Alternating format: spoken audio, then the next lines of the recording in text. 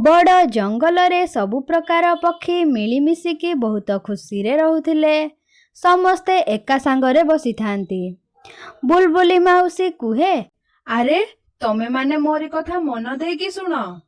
आमे तो बाहर जंगल को सबुदिन खाद्य पाई जाउछंती। केउ दिन खाद्य मिलुछि तो केउ दिन मिलुनी, आउ केबे केबे बहुत कम मिलुछि। मु बुढ़ी मध्य होई गलिनी, मते एबे रेस्ट दरकार। मु आउ तम मानक साथी रे बाहर को एते बाट जाई पारु नाही।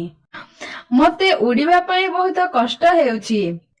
चिंकी चढ़ई कुहे, अरे बुलबुली माउसी, हाँ तमे ठीक कहूछ जे मु मध्य मोर छोट पिलांको छाड़ी अधिका बाट खाद्य पाई जाई पारु नाही। एपटे मोर पिलांको कथा मने पडुछि, आउ से शिकारी पक्षी मानक कथा। सेई शिकारी पक्षी माने खाली मौका खोजुछंती। केतेबेले टिके मौका मिलिले सेमाने आसी आम पिला माननको खाइबे बोली।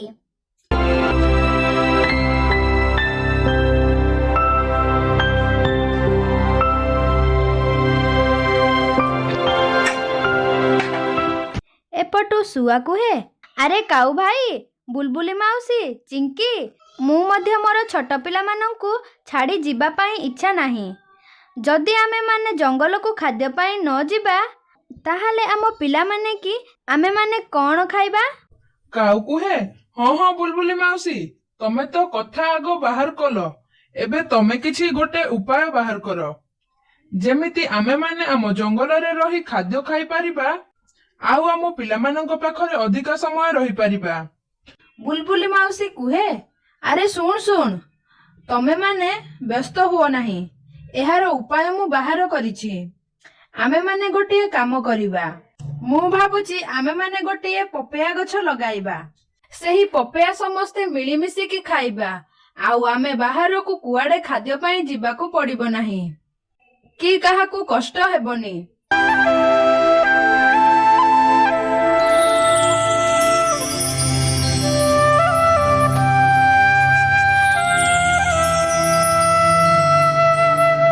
सुआ कुहे, अरे बुलबुली माउसी, तमर एही उपाय बहुत भल। आमे माने समस्ते आम जंगल रे रही खाद्य खाई पारिबा, आउ आमको बेसी कष्ट करिकी बाहर को बेसी उड़ीकी जीवाको पड़िबो नाही। ताहाले बुलबुली माउसी, आमे काली अन्य जंगल को गले गोटे पाचिला पपेया आनिबा, आउ सेथिरु मंजी बाहर करिबा।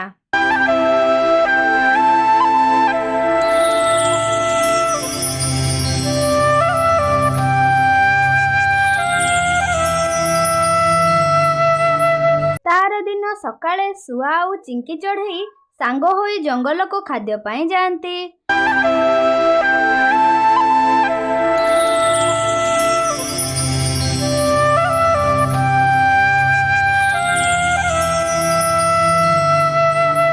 जंगल रे बुलु बुलु गोटे पपेया गछ मिले। चिंकी चढ़ई आउ सुआ सेथिरु गोटे पाचिथिबा पपेया खांती, आउ पपेयारु बाहरी थिबा मंजी तांको साथीरे धरी तांको जंगल को चली आसंती।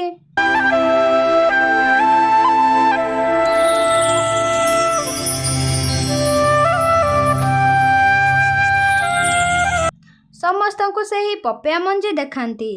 बुलबुली माउसी कुहे, अरे सुआ, तमे माने ठीक करिछ। पपेया मंजी हमकू मिली गला। आमे ही पपेया मंजी को काली लगाइबा, आउ समस्ते आसी ध्यान रखिबा।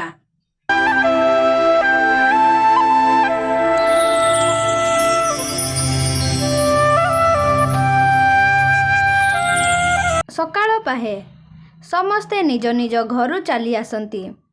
समस्ते मिसिकी पपेया मंजी को लगांती। सबु पक्षी मिसिकी मध्य सेही पपेया गछर जत्न नियंती। पपेया गछ धीरे धीरे बड़ हेबारे लागिला।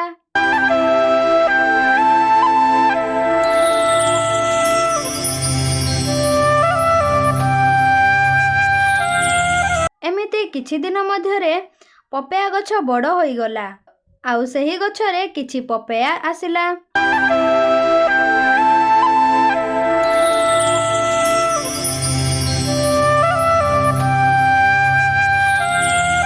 सबु पक्षी माने बहुत खुशी होई जांती। काऊ कुहे, बुलबुली माउसी, आम पपेया गछरे पपेया फଳିला, ମୁଁ କିଛି ଦିନ ହେବ ଆଉ ବାହାର ଜଙ୍ଗଲକୁ ଖାଦ୍ୟ ପାଇଁ ଯାଉନାହିଁ। ଏବେ ତ ଆମ ଗଛରେ ପପେୟା ଫଳିଲାନି। ଚାଲ ଏବେ ଗୋଟିଏ ପପେୟା ଆଣିକି ସମସ୍ତେ ଖାଇବା। ବୁଲବୁଲି ମାଉସୀ କୁହେ, ଆରେ କାଉ, ରହ ରହ, ଆଉ ଗୋଟିଏ ଦିନ। ଏଥିରୁ ଗୋଟିଏ ପପେୟା କାଲି ପାଚିବ। ଆମେମାନେ କାଲି ଏହି ପପେୟା ଖାଇବା। ଆଜି ଏହି ପପେୟାଟି କଞ୍ଚା ଅଛି। ହଉ ଠିକ ଅଛି ବୁଲବୁଲି ମାଉସୀ, ଏତେ ଦିନ ଆମେ ରହିଲେ ଆଉ ଗୋଟିଏ ଦିନ ଭୋକରେ ରହିଯାଉ, କିନ୍ତୁ କାଲି ସକାଳେ ସମସ୍ତେ ଏଠାକୁ ଆସିବ ଆଉ ଆମେ ସମସ୍ତେ ଏହି ପପେୟା ଖାଇବା। ଶୁଆ କୁହେ, ଆରେ କାଉ ଭାଇ, ମୋତେ ଯାହା ଲାଗୁଛି ଆଜି ରାତିରେ ତମକୁ ନିଦ ଲାଗିବ ନାହିଁ। ଆଉ ଯଦି ନିଦ ଲାଗିବ ତାହେଲେ ତମେ ସ୍ୱପ୍ନରେ ପପେୟା ଖାଉଥିବାର ସ୍ୱପ୍ନ ଆସିବ। ସବୁ ପକ୍ଷୀମାନେ ବହୁତ ଜୋରରେ ହସନ୍ତି।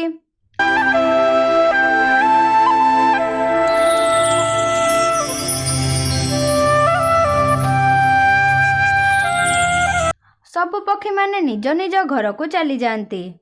ଏପଟେ କାଉ ତାର ଘରେ ଶୋଇଥାଏ।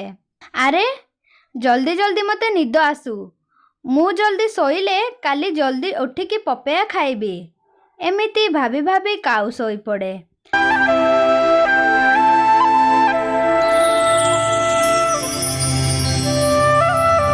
ଆଉ ସକାଳ ହେବା ମାତ୍ରେ କାଉ ସେହି ପପେୟା ଗଛ ପାଖକୁ ଚାଲିଯାଏ।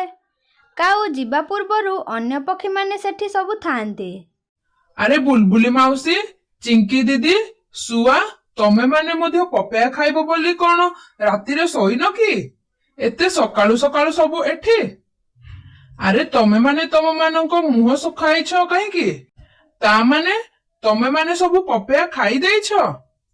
ବୁଲବୁଲି ମାଉସୀ କୁହେ, ଆରେ କାଉ ନାହିଁ, ସେମିତି କଥା ନାହିଁ। ତତେ ନ ଦେଇକି ଆମେ କେମିତି ପପେୟା ଖାଇପାରିବୁ? ଆମ ଗଛର ପପେୟା ରାତିରେ ଚୋରି ହୋଇଯାଇଛି। ଆରେ ବୁଲବୁଲି ମାଉସୀ, କଣ କହୁଛ? ମୁଁ କେତେ ଆଶା କରିଥିଲି କି ଆଜି ଆମେ ପପେୟା ଖାଇବା ବୋଲି। କିଏ ଆମ ଗଛର ପପେୟା ଖାଇଛି?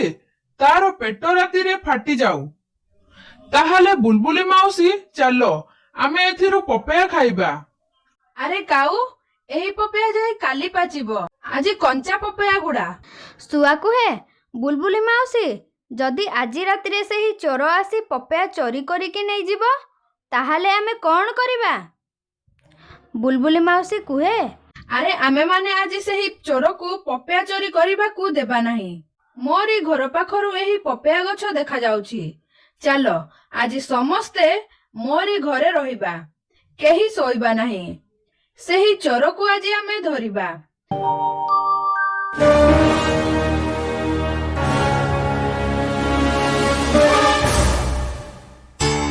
ସବୁ ପକ୍ଷୀମାନେ ବୁଲବୁଲି ମାଉସୀର ଘରକୁ ଚାଲିଯାଆନ୍ତି। ସମସ୍ତେ ବସି ସେହି ପପେୟା ଗଛକୁ ନଜର ରଖନ୍ତି।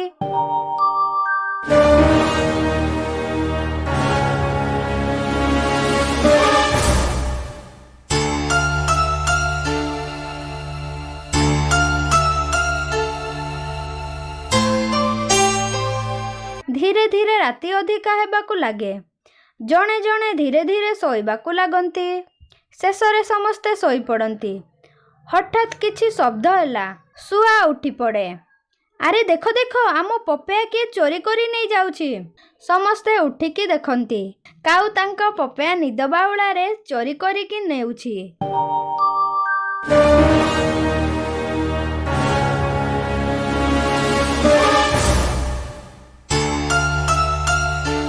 ଆଉ ଗୋଟିଏ ଗଛ ଫାଙ୍କାରେ ରଖିକି ପଳେଇ ଆସିକି ତାର ଘରେ ଶୋଇପଡ଼େ।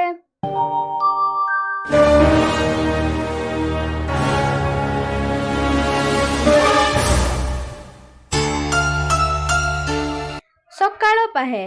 ସମସ୍ତେ ମିଶି ତାଙ୍କ ପପେୟା ଗଛ ପାଖରେ ଥାଆନ୍ତି। କାଉ ଆସେ। ଆରେ ଭାଇମାନେ, ତମେମାନେ ସମସ୍ତେ ଏଠାରେ ଅଛ? ତମେମାନେ ସମସ୍ତେ ଏଠାରେ ଅଛ ମାନେ ଆଜି ପୁଣି ଆମ ଗଛର ପପେୟା ଚୋରି ହୋଇଛି। ଏବେ ଆମେ କଣ ଖାଇବା? ସମସ୍ତେ କାଉକୁ ଅନାନ୍ତି। ଆରେ କାଉ, ତୁ ନିଦ ବାଉଳାରେ ପପେୟା ଚୋରି କରୁଛୁ। ସମସ୍ତେ ଯାଇ ସେଠାରୁ ପପେୟା ଆଣନ୍ତି ଆଉ ଜୋରରେ ହସନ୍ତି। ଏହିପରି ନୂଆ ନୂଆ ଭିଡ଼ିଓ ଦେଖିବା ପାଇଁ ଆମ ଓଡ଼ିଆ କାର୍ଟୁନ ବାର୍ଡ଼ ଚ୍ୟାନେଲକୁ ଲାଇକ୍, ସବସ୍କ୍ରାଇବ୍ ଆଣ୍ଡ ସେୟାର କରନ୍ତୁ ଏବଂ ନୂଆ ନୂଆ ଭିଡ଼ିଓ ଦେଖୁଥାନ୍ତୁ।